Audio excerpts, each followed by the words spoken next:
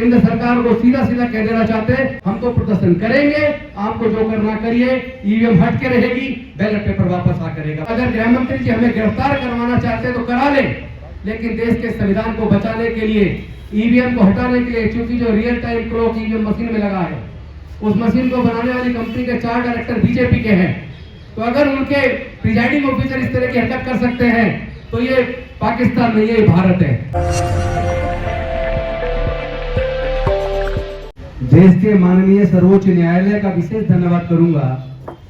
कि उन्होंने पिछले 15 दिन के अंदर 2 ऐतिहासिक फैसले दिए। एक तो जो अवैध रूप से इलेक्ट्रल बॉन्ड लाकर कुछ खास अपने दोस्त उद्योगपतियों को सरकारी ठेके देकर फायदा देने के बदले में जिस तरह पैसा दिया,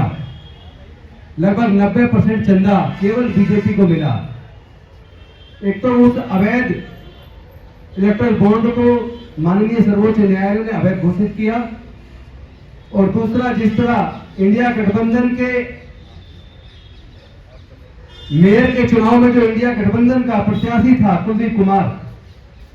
जिसके फेवर में 20 वोटें थी और भारतीय जनता पार्टी के पास 16 वोटें थी, लेकिन अनिल मसीह जिसके मसीहा मैं समझता हूं कि भारतीय जनता पार्टी के शीर्षस्थ नेता थे, उन लोगों ने अनिल मसीह को प्रिजाइडिंग ऑफिसर बनाया। आपको पता होगा कि चंडीगढ़ केंद्र शासित प्रदेश है और प्रिजाइडिंग ऑफिसर नियुक्त करने की फाइल, नॉमिनेट करने की फाइल वो होम मिनिस्ट्री में आती है एडमिनिस्ट्रेटर के थ्रू, और देश के गृह मंत्री जी के सहमति से उनको प्रिजाइडिंग ऑफिसर बनाया। किस तरह 20 में से 8 वैलिड वोटों को उन्होंने पेन चलाकर अवैध कर दिया, डिफेस कर दिया, और वो सुप्रीम कोर्ट के सामने वीडियो रखा गया, उन्होंने देखा। इस तरह तो देश के अंदर प्रजातंत्र बचेगा नहीं उसको। और उसके बाद जब देखा कि सुप्रीम कोर्ट सख्त है, तो 3 निगम पार्षदों को उन्होंने डरा धमका के खरीद लिया, लेकिन सुप्रीम कोर्ट ने कहा कि हम हॉर्स ट्रेडिंग नहीं होने देंगे, और देश के प्रजातंत्र को, संविधान को बचाने के लिए उन्होंने जो ऐतिहासिक फैसला दिया, मैं इसके लिए देश के सर्वोच्च न्यायालय को और देश के सर्वोच्च न्यायालय के मुख्य न्यायाधीश को धन्यवाद करता हूं। और ईवीएम हटाओ मोर्चा, ईवीएम हटाओ संयुक्त मोर्चा,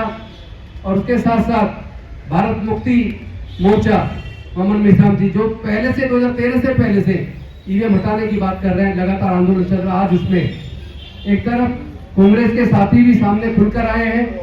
और दिल्ली की विधानसभा में मैंने खुद इस बात को उठाया, और दिल्ली के मुख्यमंत्री माननीय अरविंद केजरीवाल जी ने भी उठाया कि इनको दिल्ली के 140 करोड़ लोगों की सहमति की जरूरत नहीं है, उनके वोट की जरूरत नहीं है, ये ईवीएम से चुनाव जीत रहे हैं। तो आज जिस तरीके से उदित राज जी ने जो परमिशन मांगी, हम सब लोग मिलकर देश के संविधान और लोकतंत्र की रक्षा करने के लिए हम जो प्रदर्शन करने वाले थे, दिल्ली पुलिस ने जिस तरह केंद्र सरकार के इशारे पर हमारे उस कानूनी अधिकार का हनन करके, हमारे फंडामेंटल राइट को इन्फ्रिंज करके, वायलेट करके इस पे बैन लगाने का जो एक अवैध काम किया है, तो मैं बता देना चाहता हूं, हम लोग हर कीमत पर जंतर मंतर जाएंगे, और अगर गृह मंत्री जी हमें गिरफ्तार करवाना चाहते हैं तो करा लें,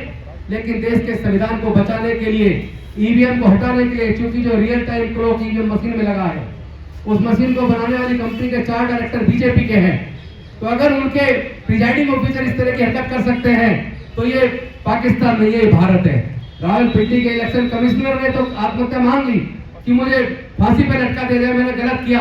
13 विधायक जो जीत रहे थे 70 हजार वोट से, उनको मैंने अवैध तरीके से हरा के देश के साथ धोखा किया। उन्होंने तो चीफ जस्टिस के लिए पाकिस्तान के और चीफ इलेक्शन कमिश्नर के लिए खुद के लिए उन्होंने फांसी की सजा मांगी है कि रावलपिंडी के चौक पर हमें फांसी दी जाए। लेकिन मुझे नहीं लगता कि हमारे देश के जो ऑफिसर जो उनके इशारे पे काम कर रहे हैं वो ऐसा करेंगे। तो मैं समझता हूँ कि जो आज प्रेस कॉन्फ्रेंस के माध्यम से हम केंद्र सरकार को सीधा सीधा कह देना चाहते हैं, आप लोगों के कानूनी अधिकारों को, फंडामेंटल राइट को छीनना बंद करो।